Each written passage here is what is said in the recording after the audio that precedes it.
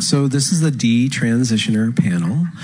And the first detransitioner I interviewed was not Helena, but Helena was like the second or third. So it's really great to be here. I don't know why I stumbled into the topic. This is not about me, but I just stumbled into this topic because I like stories and I like people that process their lives. And I stumbled upon this cohort of the detransitioners, and everybody has such a different experience, comes at it from a completely different way, and are all profoundly transformed by this experience. So I've just met some of the most amazing, resilient souls by just doing this series, and so I'm very honored to be here. So what we're going to do, we're just going to go through and introduce ourselves, and it's kind of laborious, but we're going to say at what age the transition process started, and then how long since that transition has desisted or stopped, and then we're just going to wrap. So Jet, you want to start us off? Yeah, sure. So I was 14 years old when I found trans on the internet. I was 15 when I arrived at the clinic. I was almost 16 when I was diagnosed with gender dysphoria. I was 16 when I went on hormone blockers. I was almost 17 when I went on testosterone, and I quit testosterone when I was 22, and that was 10 months ago. Hi. And I had a mastectomy when I was 18. I'm Michelle. I transitioned in 2010 when I was 22 years old. That's when I started testosterone. I took testosterone for... I stopped taking it in 2016. I took it on and off in between then. I had a bilateral mastectomy in 2012, a hysterectomy in 2018.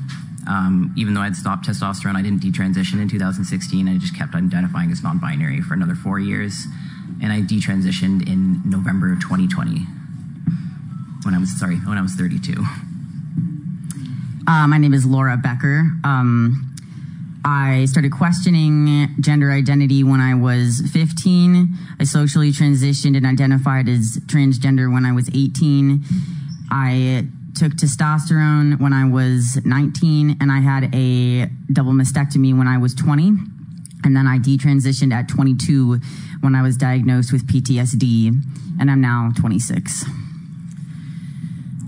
So my name is Camille Kiefel. So after a traumatic event, when I was 11, I started presenting more masculine. And then I would have been around 20 when I was introduced to gender ideology. And then I would have been 26 when I started to believe I was non-binary. I was 30 when I got a double mastectomy. And I was about 31. No, I would have been 32 when I detransitioned. Hello, I'm Richie Heron. I am, how old am I at the moment? I am nearly 36. I've been saying I've been 35 even when I started the discourse before I turned 35, so I feel like I've been 35 for about 2 years now. But I am 35. I started my medical transition because I was a little bit mental when I was in my early 20s. I had a lot of trauma. I was dealing with a lot of different things. And I found all this stuff online at around 2013-ish, and it was very quick. And I was on the anti-androgen called Goserelin, which blocks testosterone in males. And I started that in 2014. I would later start estrogen. And then in 2018, I had a penile inversion with scrotal graft, which basically means I don't have testicles anymore, and they've created a nice little pocket for us. That was a bad joke, I'm sorry. And detransition, I went back to my name and I've cut my hair and changed my clothes last year.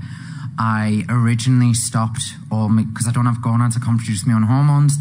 I originally stopped just estrogen for like 4 or 5 months, and I was just very tired, very depressed, and I went to the endocrinologist and I was struggling to get testosterone. And then I went on testosterone in September, hated it for various different reasons. Synthetic testosterone, it's not the same as your natural bodies, it's a different hit. And I had, because of the procedure I was getting a lot of internal pain and a lot of just discomfort. I was sleeping a lot. I just hated it. And I was like, well, if I have to pick one, I picked me poison and I picked estrogen. So am I detransitioned? I don't know if these terms are helpful anymore. I think I'm in recovery is what I am. That's me. I'm Helena. I'm 24 now. I started identifying as trans when I was 15 years old, and I started testosterone shortly after my 18th birthday. I was on that for 17 months when I detransitioned at 19. So, what is detransition? What does that word mean? Or what does that process mean for you? Oh, God, I've got a lot to say about this. As you may know, I feel like if we buy into language and terms that were used in the inverse, we're just creating an inverse. And by authenticating detransition, you actually authenticate and transition too. So I view it as a term of recovery from a severe cognitive dissociation from yourself, from trauma and whatever. It's not the same for everyone. I know I've got to give the caveats. But for me, speaking for me, I was somebody who was very, very traumatized and found this idea, this thing that I could become someone else. And it latched on very, very hard. And I'm sorry, I've lost my train of thought a little bit. With that, how do you...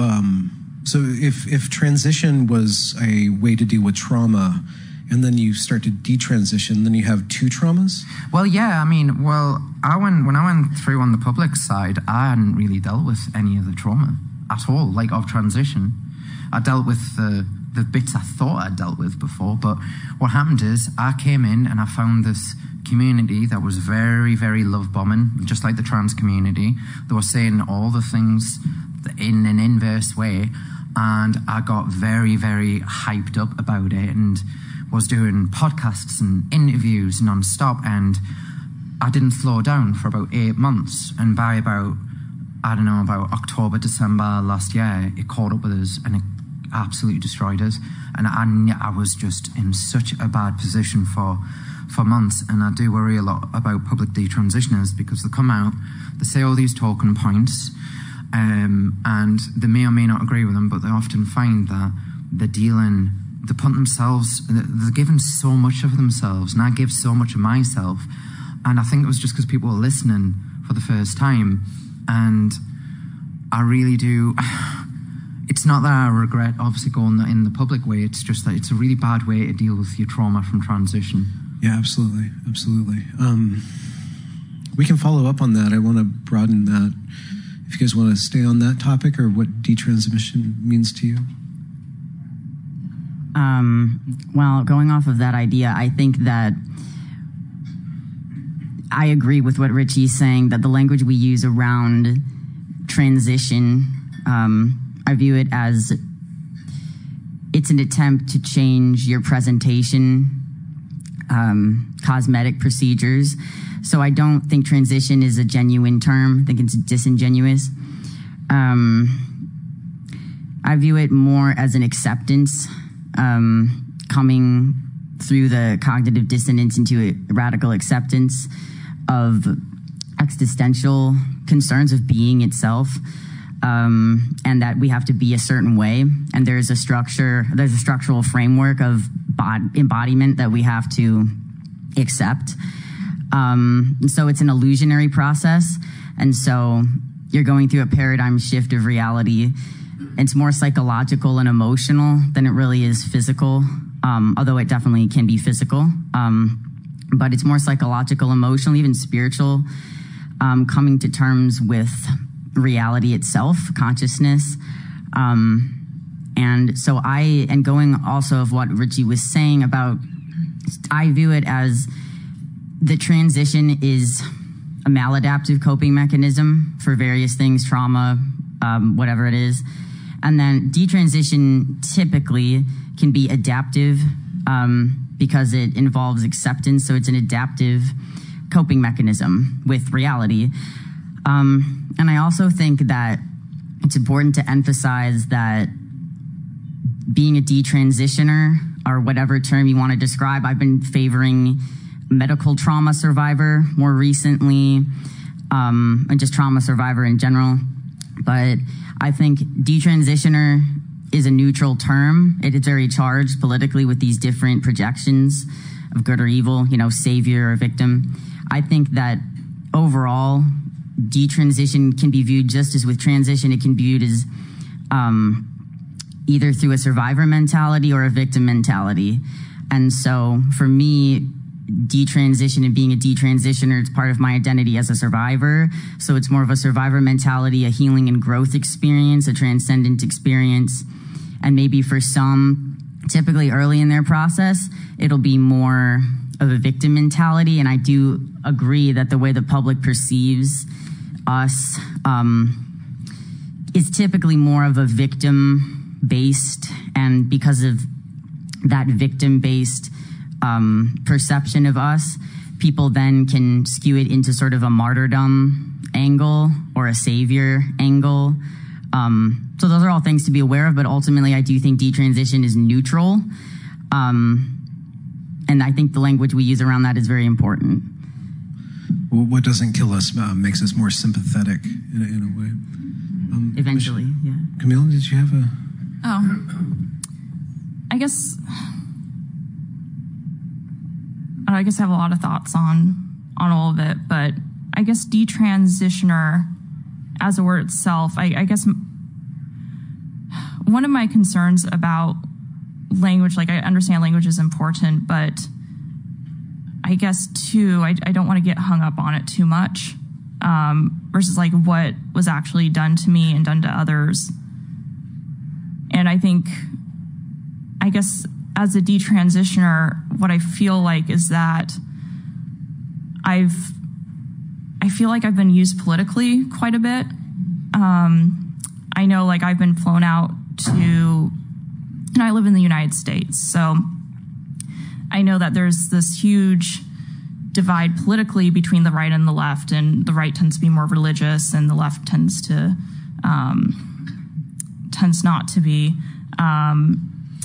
And it's been kind of surreal. I know I went to a conference I went to testify against a bill, and it's difficult because I'm telling my story so that they know, okay, this is what happened and this is how it impacted me emotionally. And at the end, the person who had flown me out said, this is terrible that this has happened to kids, but adults need to be able to make stupid decisions.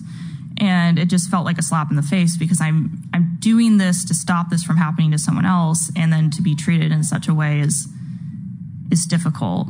So yeah, I definitely feel like a lot of detransitioners are being used, and then we're not necessarily given the resources.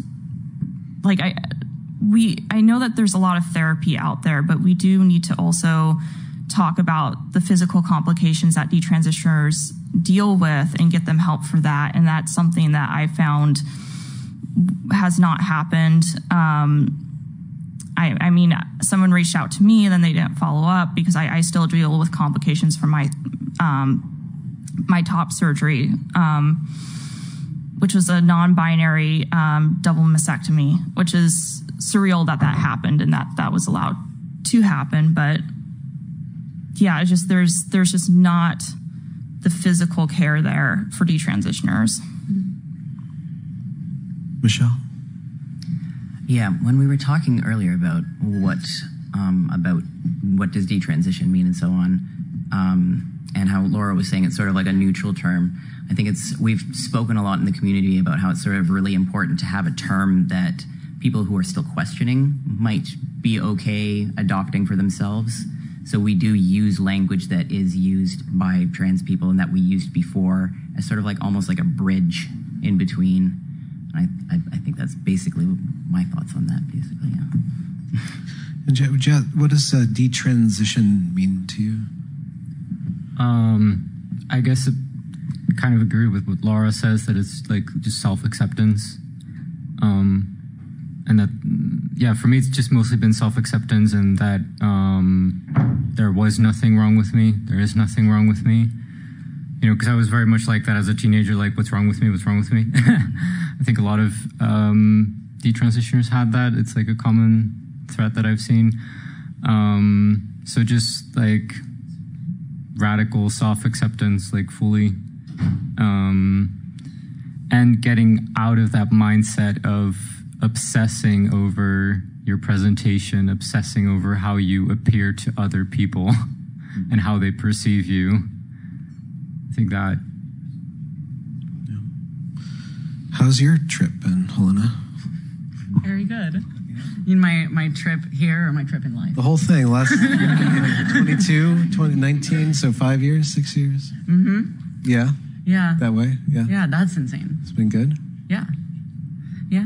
I think detransition to me was very black and white. I don't have any complicated or insightful things to say about it because it's just I was in a belief system that was very all-encompassing, and for years I clung on to it, and I did bad things to myself in the name of it, and then at some point I couldn't hold it up anymore, and it just fell off, and once the scales fell from my eyes, like there's no more wrestling with that question. I was just like, I made a massive mistake, and now I need to figure this out. So that's what it means to me. Your trajectory, I think you were one of your star rose pretty quick and pretty high, and you received a lot of attention for this one aspect of your life. Mm-hmm. I wondered how that is that not another step, another whole thing to process, and how you processed that, and insofar as I see the wave of detransition is going to rise. Yeah. And so, you know, we can be starting to address the needs of the detransitioners right now, but actually kind of speaking to the detransitioners from your position as having gone through this process. I'm wondering some of the advice or the insights that you've gotten about yourself and about the world through this. I started speaking out when this topic was still very niche. I'm sure you remember back in like 2018-ish, like there was like 500 people maybe who would like or retweet on the Reddit, on the detrans subreddits. Oh, I'm thinking more on Twitter. Like there's like when I had a viral tweet, it was like 500 likes or something. And so I just like, that's how I was processing my everything, like my transition, but also everything that led up to it. And so I just got in the habit of speaking about it. And then recently, in like the last 2 years, it's really exploded. And I thought that because I could handle the attention of a small community on Twitter, that I could handle being very public with it. And it's not to say that it's like ravaged my life or anything, but it's definitely not to be taken lightly at all. And it's not an appropriate way to process the transition or any past traumas. So I feel worried for other detransitioners who understandably are really passionate, either because like they've been harmed themselves and they like, it feels like a massive injustice. You feel like you've been lied to and taken advantage of, and you just want to speak that truth. And also there's the concern for others. Like for me, a big motivation was like thinking about myself being 15, and thankfully it was before this current era where children are being pushed into it as much. Like it was just, my parents said no, and that was it. Like there was no option for me to get these procedures done earlier than 18. But now like those doors are opening up more and more. So I felt a massive moral compulsion to just speak about it. And I think a lot of detransitioners feel that way, but there has to be some kind of help for people to process this in a way that isn't immediately going public and isn't immediately jumping into another ideology to make sense of what you've been through, whether that's, I've seen some people go like very feminist or jump into like a religious belief system. And I think that there needs to be more support for people to just get in touch with what they've been feeling and what they've been through without doing it so publicly. Yeah. Can I come in on that? Yeah. I think what the first offerings I received online and many other people were, or when I've been dealing with people who have recently went public, like you may have seen Seth. I told him, do not go public. He was on about posting all these before pictures and all this other thing. I was like, get yourself offline, ASAP. Straight away he was being asked, and I got asked this too, will you come testify? Will you come testify? Will you come testify? They don't give a shit about us. They don't care. They don't care at all. If they really cared, it would be like, you've been through a terrible thing, I'm going to start this thing for you and do whatever. And I'm not saying that all the victims need to be like handheld, but they definitely can't be taken advantage of in such a callous way. And you get journalists as well who, some of them are so entitled, and it's just like, you're lucky I'm even answering your stupid questions half the time. I think, so I'm going to collect my thoughts on the next bit and I'll come back to you on that one because I've got a lot of things. I'm just going to add kind of to what you're saying about the testifying. I remember testifying, and we had another detransitioner who was also testifying. They really wanted one detransitioner, but they couldn't got her, so they got me instead, which didn't feel good as well. And then they also wanted, and they told me this while I was in the room, was that they wanted this other detransitioner to go first because of his story would be more powerful. And so it's this commodification of trauma that happens to detransitioners. And I've had a really difficult time because I want to testify to stop this from happening to others, but at the same time, I get treated like this often by people who fly you out. Yeah.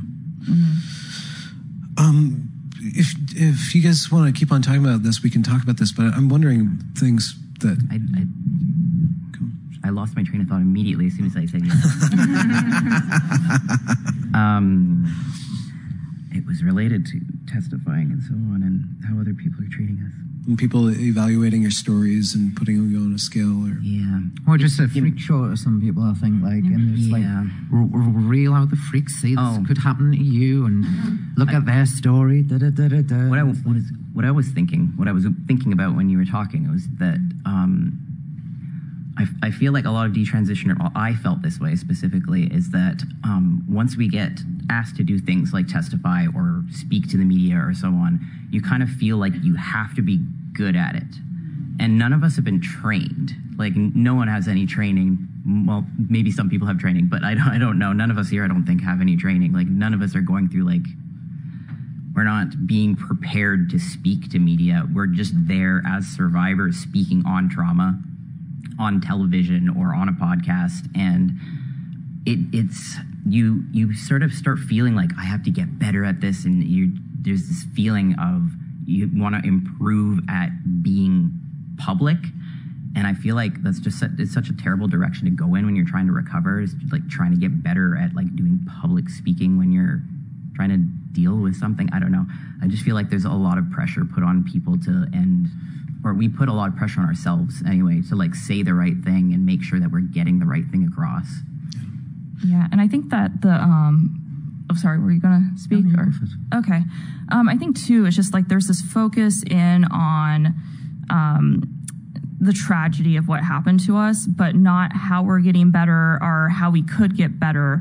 And I know one detransitioner, they had she was doing all this work to improve her singing voice, and she had showed up on this podcast, and the podcast had purposely picked an older clip where and the thing was that it wasn't even her full range, because she now has a higher range, but they purposely got the clip of her in her deepest voice during that song, even though she had gotten to a higher pitch during that song. And so there's this fixation on, this is how I want to say, like, the media is almost presenting us as this is how we were ruined, versus like this is how we can recover, and this is how far we've come. And I know she was very upset because she's like, I've done all this work to get my voice to where it is now, and they're not showcasing that. Yeah, there's a lot of trauma porn in it, as I would call it. When I went on a certain news channel, the guy goes, "So Richie, you've basically ruined your life," and I was like, thanks. Oh my God. I know. And nice lead-in. How did you respond? I was just, you see it online. I'm not telling you which one it is. You'll have to find it. But you can see it in my face. I went like that.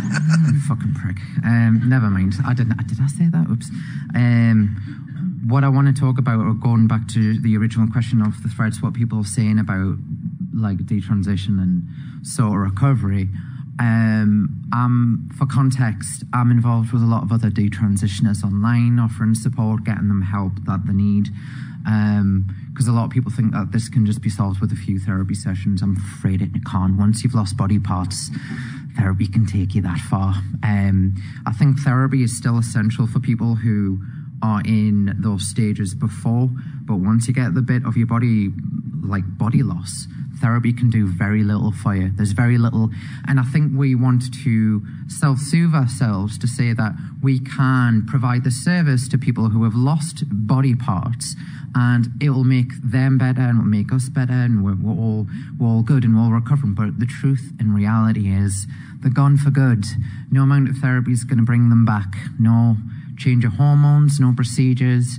You can't recreate what you lost. You can't. And unfortunately, therapy, as I said, will only take us so far. I don't know what the solutions are. I really don't. I still feel like the burn victim who's getting asked by medics. They're like, you've just ran into that fire. Like, you know, the analogy from earlier. It was like, how do I treat you? And I'm like, I don't know. I really don't know. I wish I knew. I don't think there is a straightforward answer.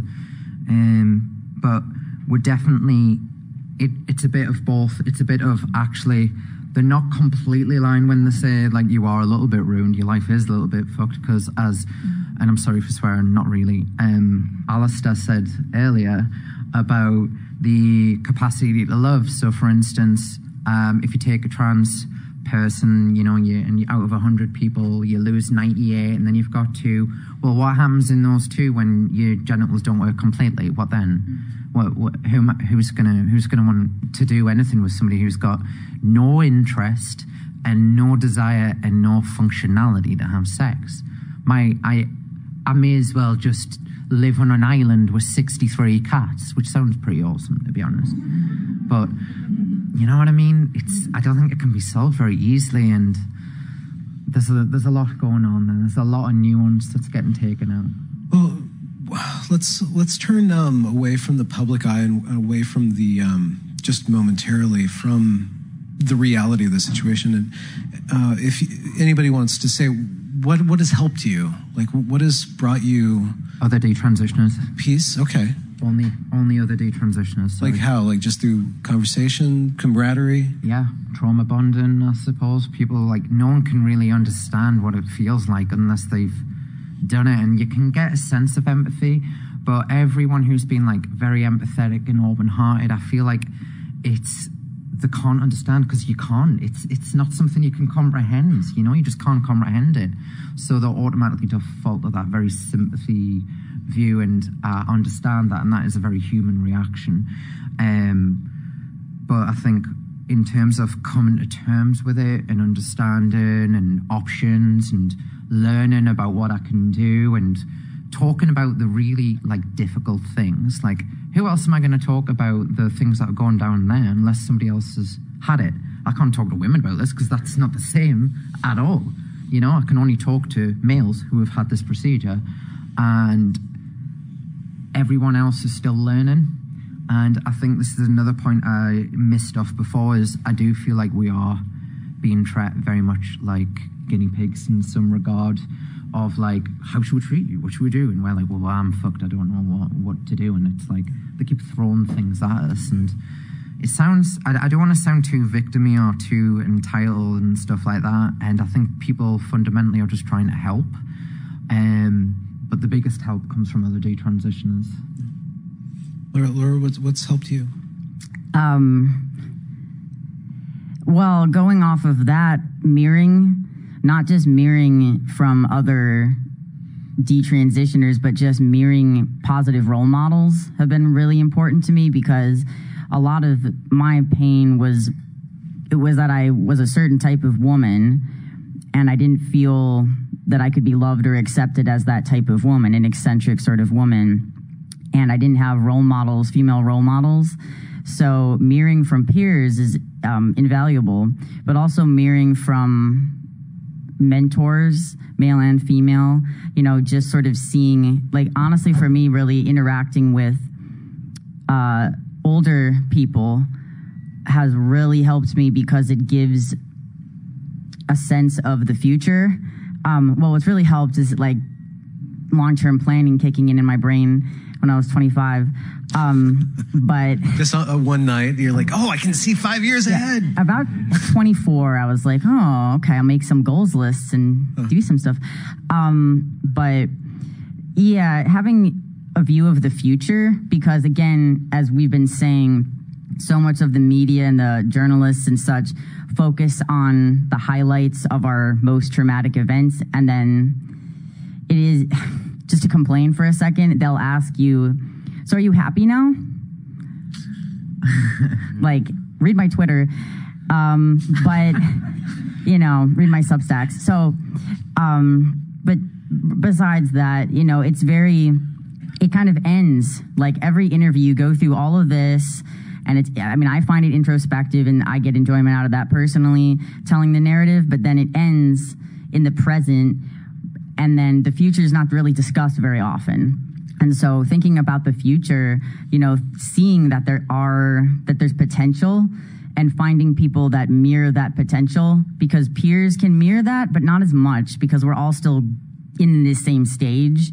So mentors have really helped. And also therapy has really helped, and therapists can be mentors, of course.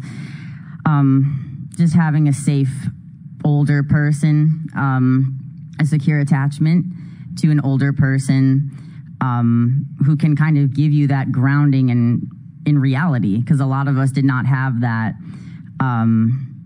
internally, and so it's important to get that a reflection of order within the chaos. We're bringing chaos, and in a way the journalists and all of that, they just escalate the chaos because it feeds their trauma porn that they want to provide with, you know, that's neutral, good or bad intention, whatever. It's still, you know, discussing these evil things and escalating our chaos and our pain without doing any debriefing, so to speak, or care.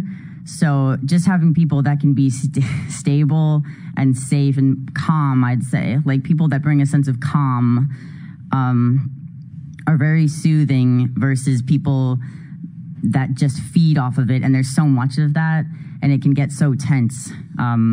There's a lot of things that have helped me, but those are some of them. And this is why you're our favorite, Boise. Conversation. Let's save me for later. Jed, what's something that's helped you?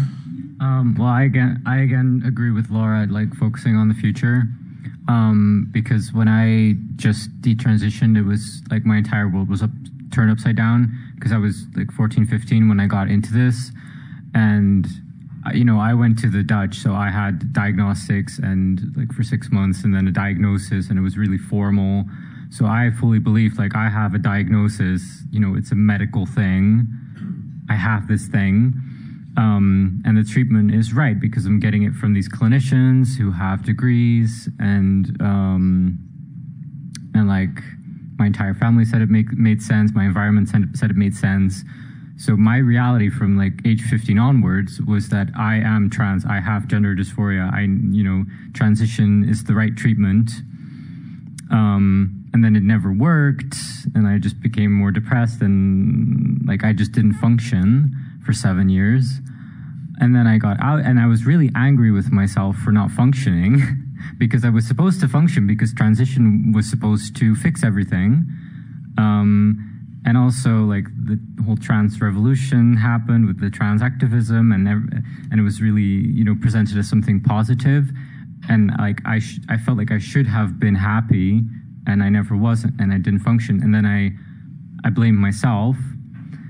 I was, again, like, what's wrong with me? Why am I not functioning? I should be happy now. I should be functioning now.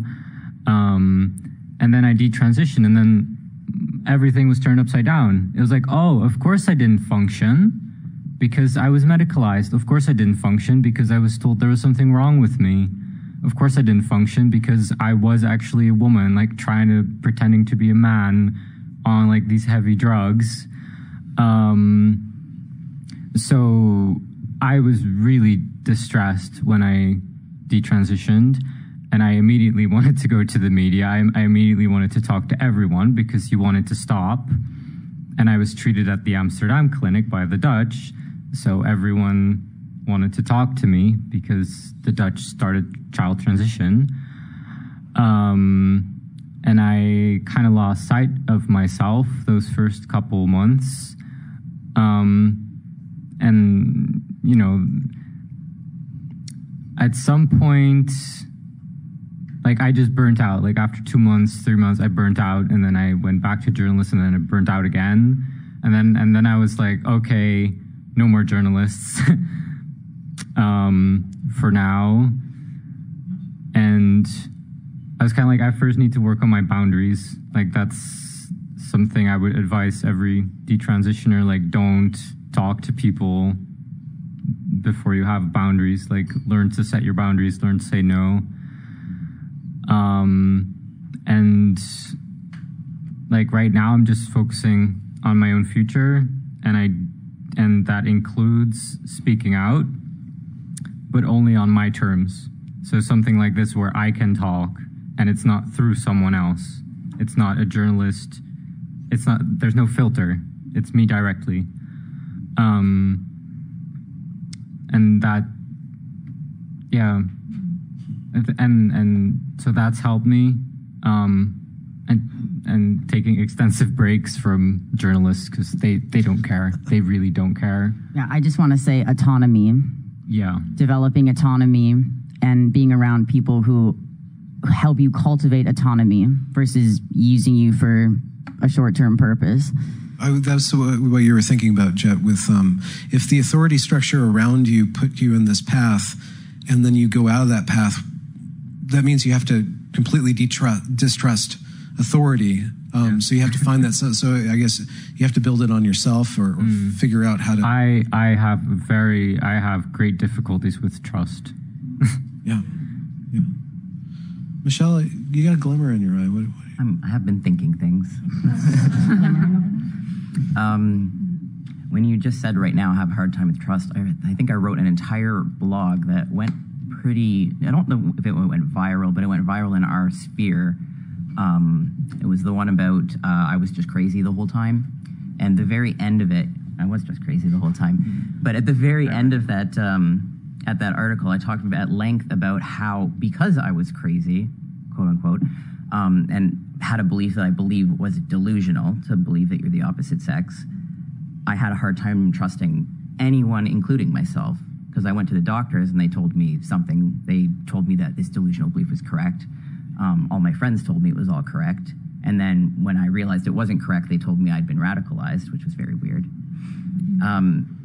And then there's sort of that 2 years after it where you're like, I was so sure of this, and now I realize that I was wrong the whole time. So how do I trust myself also? Yeah.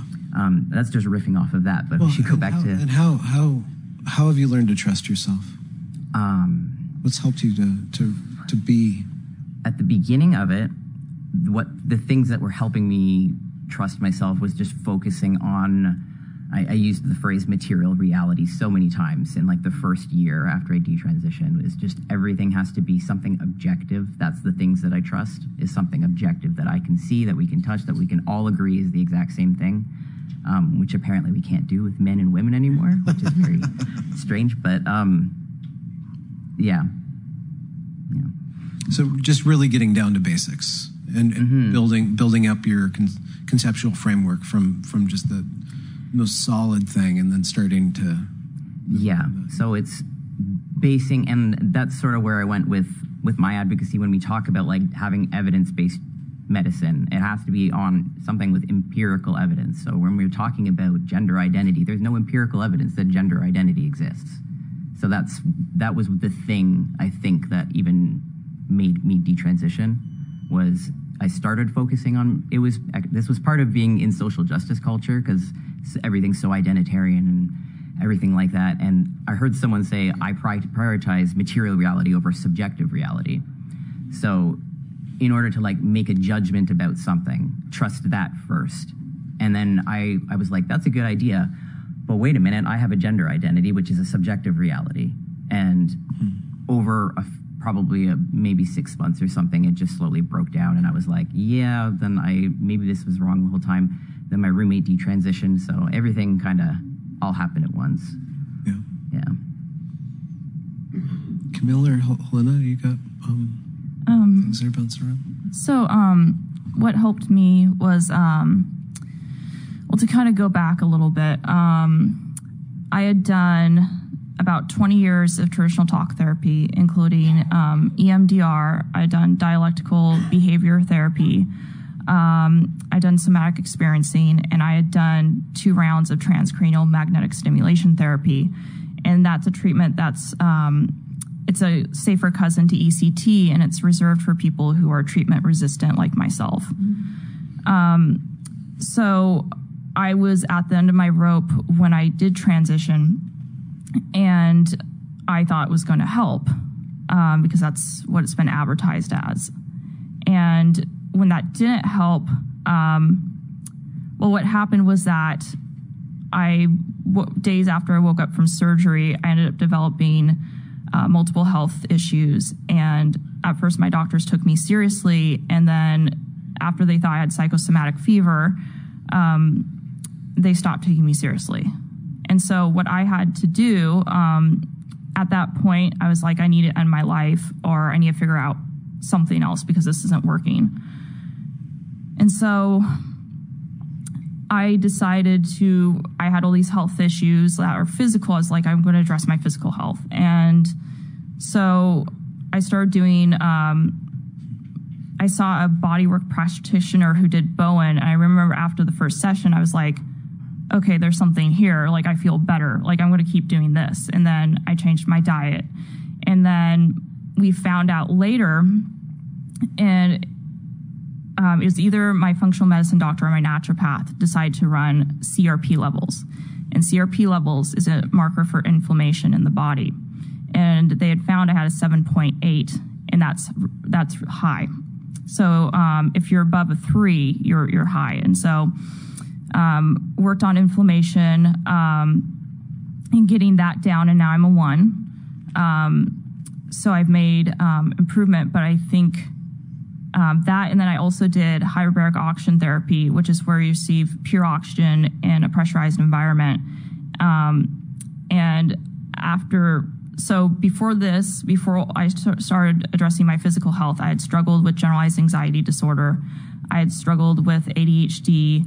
I had CPTSD, and I'd also struggled with depression. I still struggle with depression now, but I no longer have generalized anxiety disorder. I no longer have CPTSD. And after the HBOT, because I was a part of a case study, I went from, I did 60 treatments, and I marked it daily when I did these treatments, and I went from 72 to 6 on ADHD scale. So there's something here that's not being looked into for physical health. And people who are, there are some people who are treatment resistant for depression, and they have high CRP levels. So there's definitely something that needs to be looked into. And my doctors never looked into my physical health because they always dismissed my issues and thought it was always a mental one. So that's really what helped me. For me, something that's been really important is kind of reconstructing my worldview. Because for me, when I was trans-identified, I was a real true believer.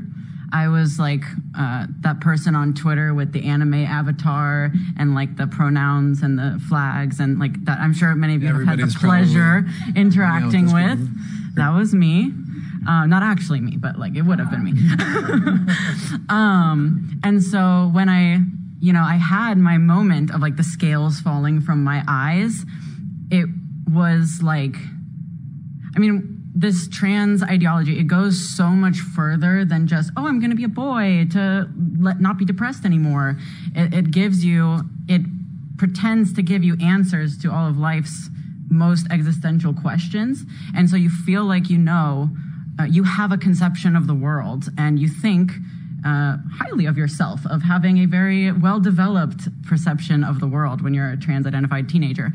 And when that completely shattered, one of the most difficult things for me in recovering from that was this complete loss of understanding and of the ability to trust myself and the ability to trust what anyone was saying or anything that I was looking at, or just like, am I gonna make this decision today and then feel like I've completely destroyed my life in 4 years, like committing to anything?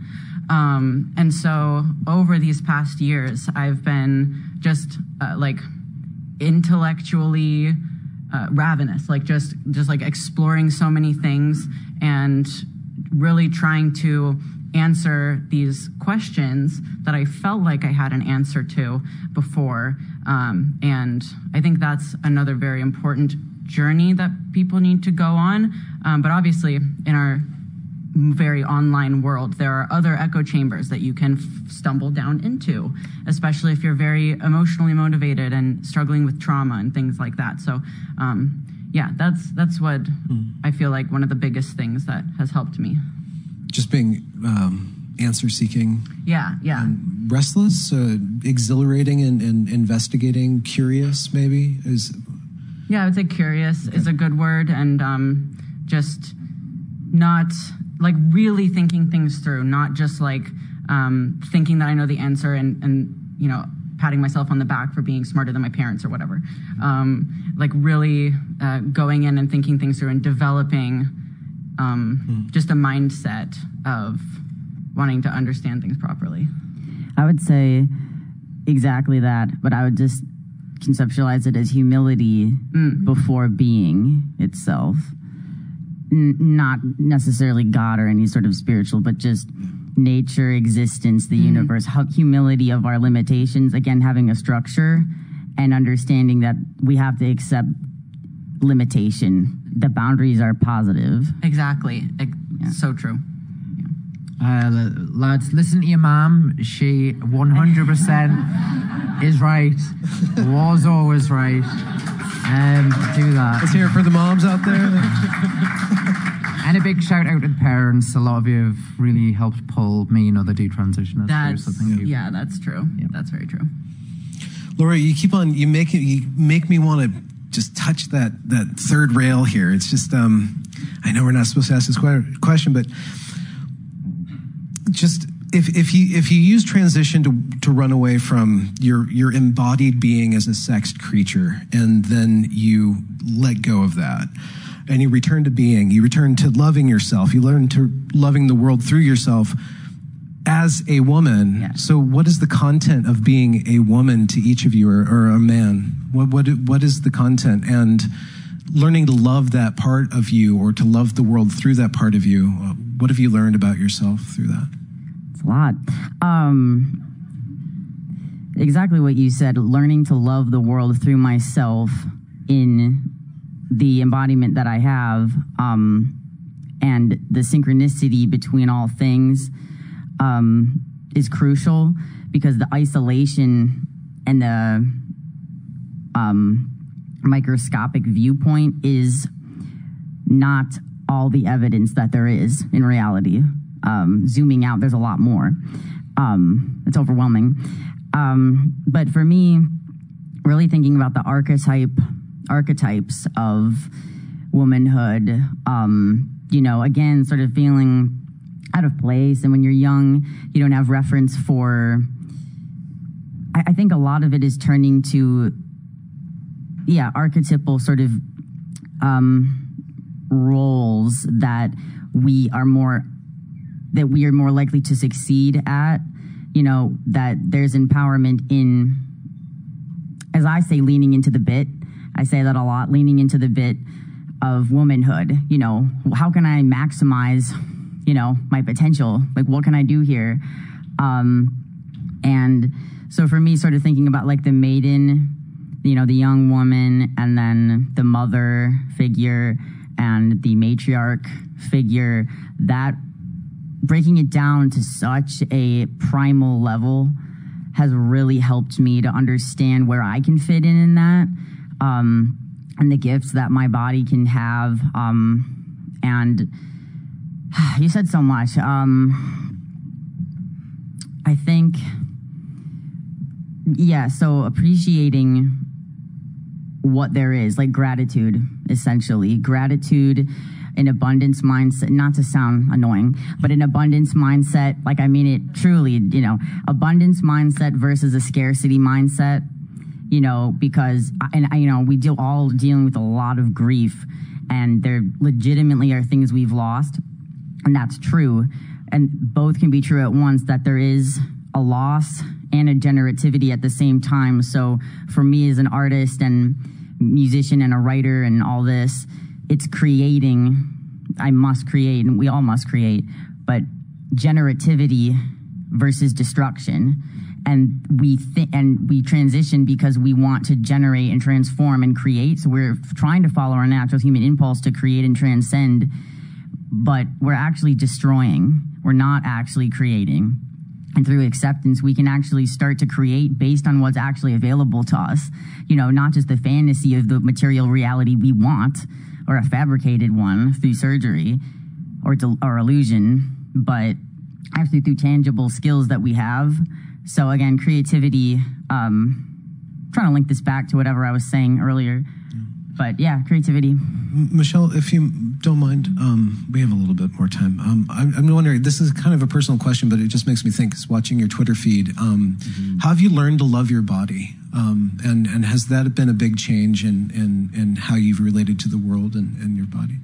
Yeah, so I have had like a long body journey, which started probably about a year ago. It probably started shortly after I was in affirmation generation. I lost 40 pounds in the last year.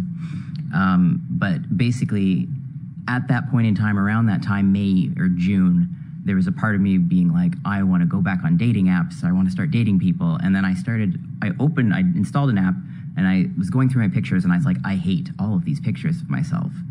So what do I do in order to love myself first before I can ask anyone else to love me? Or I can't even put any pictures of myself on the dating app. So immediately, not immediately, but shortly after that, I started dieting. Not dieting, but just basically stopped eating terrible. So eating normal, like a healthy person. And then a couple months after that, started going to the gym. And then earlier this year, started hiking. And if I can bring it up, Grace Ladinsky-Smith wrote this really great article. It's been mentioned on Gender at Wider Lens before, called The Opposite of Gender Dysphoria, in which she describes taking a hike and with her husband now, and at the end of it, realizing this accomplishment that my body has made. I'm celebrating how my body has brought me this far. This is the opposite of gender dysphoria. It's not gender euphoria or anything. It's loving my body for what it is. And being physical and stuff like that, I believe, is sort of what did help starting to love my body. And probably about 5 months after, there's a happy ending to this. 5 months after I had all those pictures, probably in about September of last year, I was just looking through my selfies being like, I love all of these. Oh, wow. Yeah. So...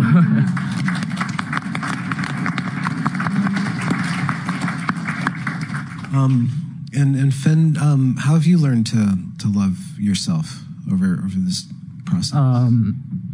Well, I think for me, it's like a lot more straightforward, as in that I really believe that the medicalization caused me to become disconnected from my body, because like the blockers stop my sexual development, which is a pretty major thing in puberty.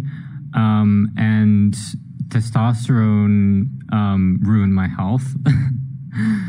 I had a lot of health problems, and they just became worse and worse and worse. And by like 4 or 5 years, I felt like my body was falling apart and I was in pain every day. So going off of testosterone and recovering my health and feeling healthy again and having energy again and going through my own sexual development, I just like naturally have like grown into my body over these past 10 months because my health problems all disappeared. So I feel better physically. I feel better in my body because it's healthy. And, you know, with the sexuality, that's also helped because I feel like I'm existing in my body. And other than that, what I said on the other panel, like just not caring about expectations that are put on you based on your sex. That. Camille, how about you? What's some joy that you've discovered going out of the gender stuff? Yeah, I think that, well, one of the interesting things was that, because it's kind of like interesting because even when I was dressing more masculine, I was like really into fashion stuff. And so like I'd dress like in like a vest, like a sweater vest and a tie and stuff like that and a button down shirt, and I'd be coordinating colors. And so it's kind of like nice because I think fashion has also helped me heal a little bit because it's like I can work with what I do have, and so I can accentuate, like I can dress in a way that kind of gives the illusion of a little bit more like I haven't lost anything, and then I can been able to embrace my femininity through clothing. So that's been really helpful. And how has your relationship to your femininity changed? It's I fully accepted it. So that was good. It was just like I was always fighting it because that was like linked to my trauma and my past. And so once I was able to accept my femininity, it just like it felt like I was always like denying it. So then it was like this sort of like peace because I made peace with it. And so now I'm okay and I've embraced it. So yeah. Richie. Hi. What's some great things that have happened to you? Good things. I mean, I've had, like, although it has been quite traumatic, the last year has been really insane at the same time in a good way. Talking to people you would never ever cross paths with and stuff like that, and trying to reintegrate into the world. And for me, because there has been a fundamental amount of like physical loss there that I can't kind of reconcile, I have stopped fighting with myself a lot more, which has enabled me to kind of integrate in society in the way that I wanted to do in transition. Because by the time I found transition, I just didn't feel like part of society, and that was supposed to bring me back in, but it didn't. It just brought us further away. And for me, just that waking up to the realities of I don't need to do anything to be my sex. I just need to. I'll do it now, right? Yeah. You know what I mean? You don't need to do anything. And I don't know. It's just been easier to get involved with activities like swimming and archery and writing. I love writing, and I love my cats and all that sort of thing. And there's a lot of things that I am very grateful for too, because I'm not fighting myself. I'm not locked in my own head. So yeah. And some gifts that you've discovered out of the blue, Helena, over the last few years of wrestling with this and discovering this and getting all these internet arguments with everybody under the sun? I feel like I've been pretty good at not getting in internet arguments. Really? Yeah. Okay. Yeah. You will never see me going back and forth with someone. No, okay. Yeah.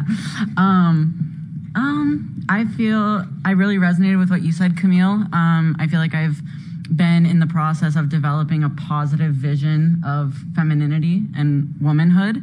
I feel like our society, in our oftentimes very justified attempt to make stereotypes and rigid roles less important in people's daily lives, we've had an effect of really kind of flattening what it means to be a man or a woman, and even kind of making some of the, in my opinion, very best things about the sexes kind of not like taboo to speak about. Like you can't say it's, or some people would be offended by saying, you know, I think one of the most amazing things about womanhood is the ability to be a mother and give life and raise the next generation. Some people would find that reductive and offensive.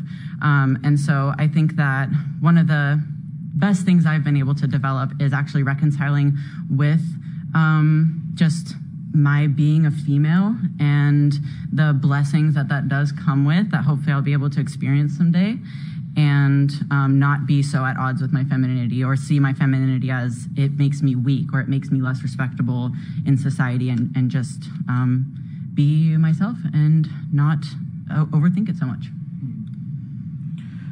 We're at 0. Thank you guys so much for opening yourselves.